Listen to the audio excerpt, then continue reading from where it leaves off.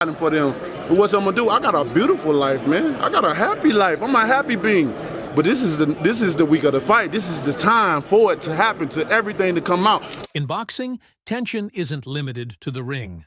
The spotlight often reveals just how raw and personal things can get, especially when a fighter feels misunderstood. You said that your people have been fighting for 400 years. Man. Your peoples too.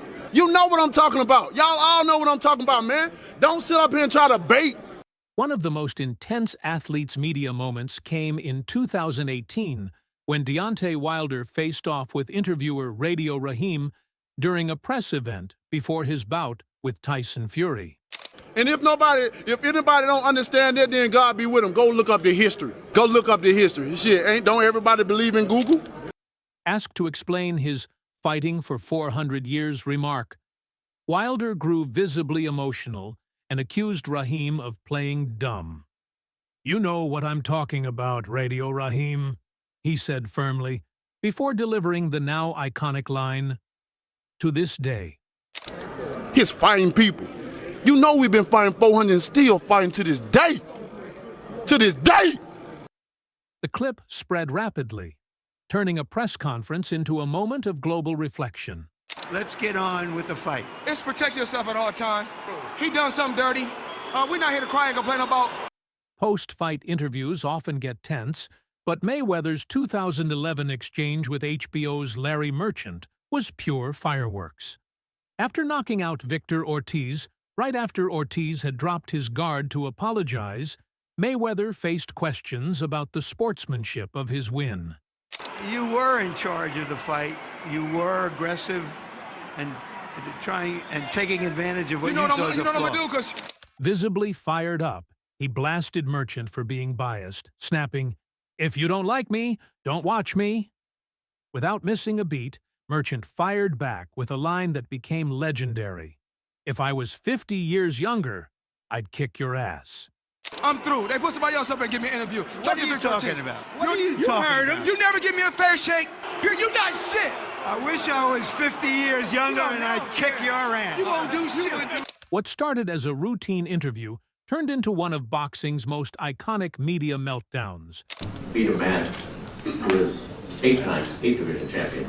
What gives you that confidence? Even at this advanced age, he is the best fighter that you will have ever attempted to fight. Adrian Broner's post-fight clash with veteran interviewer Jim Gray was anything but professional.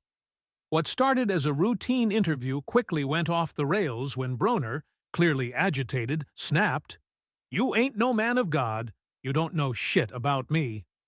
Tension escalated as he added, "I don't gotta answer your questions, bro." Well, ask the right questions. Ask the right questions, but I'm gonna answer your question. Why are you so confident? Look at my resume. You see my resume, right? I stopped him. So going into this fight, I'm very confident. He's another southpaw, and I'm gonna do what I always do. I'm gonna dismantle him. And refused to continue. The moment exposed how quickly post-fight adrenaline can turn into full-blown hostility. Instead of defending his performance in the ring, Broner made headlines for blowing up on camera, leaving the audience stunned and the interview table empty. To be taken seriously as a boxer. So, if that is your goal, when can we expect you to start fighting legitimate contending fighters in your given weight class? I think you're the same dumbass from the other venue. I am asked that same dumbass question, and you didn't answer. And you're sitting here disrespecting Mike Tyson to his face once again. I asked you a question. Do you not think that he's a... During a press conference before his bout with Mike Tyson, Jake Paul clapped back hard when a reporter questioned his lack of real opponents in his weight class.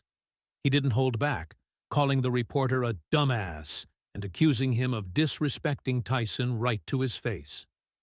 "Do you not think he's a serious boxer?" Paul shot back. As the reporter backed off, Paul sneered, "He walks away." It wasn't just anger, it was precision. British sensation Ben Whittaker had a few words for boxing reporter Andy Clark. Have you got some names that you'd like? What next?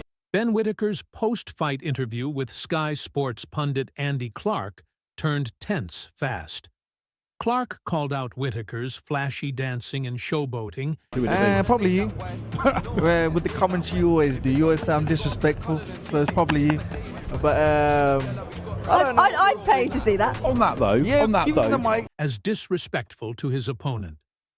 Whitaker, clearly annoyed, fired back with, "You need to sort your commentary out," standing firm that his style showed confidence, not disrespect. The moment sparked debate across the boxing world. I haven't, but I think his opponent would say that it is. You, when I'm watching a fight back, Ben disrespectful. You're painting that picture as me disrespectful. We'll turn to Adrian Broner, who, Adrian, you mentioned to some of the press that you see this fight as turning the page. During the Pacquiao versus Adrian Broner press conference, things got heated fast when veteran broadcaster Al Bernstein tried to ask a standard question. Broner cut him off cold, saying, I'm gonna let you know. Yeah, you bitch ass nigga, I'm gonna let you know. And I'm just being real, bro. Like, I'm not against anybody, but this isn't about me, it's about you. I'd rather Roy Jones. Okay, that's fine. So Adrian Broner's not. "I don't fuck with you, bro. You talk too much shit about me on Twitter." The jab stunned the room and flipped the energy of the event. Bernstein stayed calm, choosing not to engage. The moment highlighted Broner's unpredictable temper and raised questions about how personal media criticism can spill over into live events. It wasn't just trash talk. It was a live reminder of how thin the line can be. Well, for example, rage against Evander Holyfield worked against you. Well, it. It's a fight, so whatever happens, happens. Mike, why do you have to talk like that? Do you have a problem? Turn off your station. Have a nice fight, Mike. Off. In a sharp but unforgettable exchange, Mike Tyson once again showed why he's a master of presence under pressure. During a live interview, a reporter touched a nerve with a question Tyson found intrusive.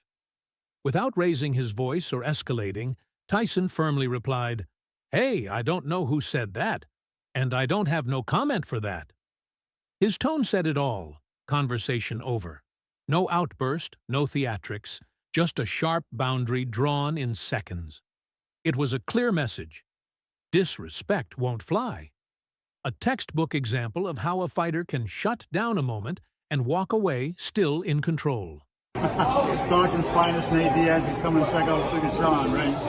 Nah, man, I'm taking my tweets about my negative business. Oh, I know.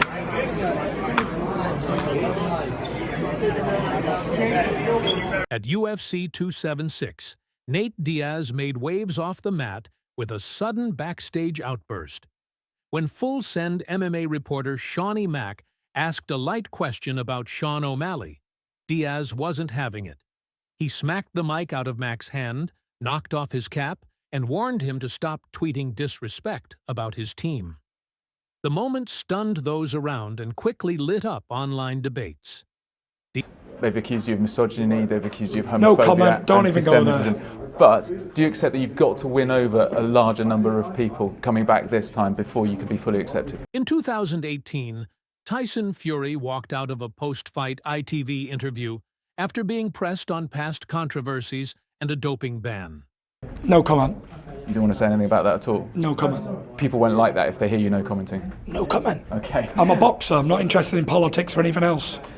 When asked about accusations of anti-Semitism and homophobia, Fury shut down with repeated, no comment replies. Visibly annoyed, he eventually stood up, said, terminated, and left the set.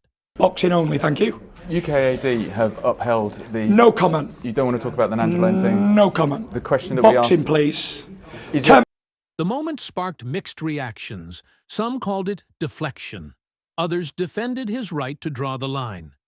It underscored a familiar clash in sports media, where fighters like Fury make it clear that even in the spotlight, some topics remain off-limits when the focus should be the fight.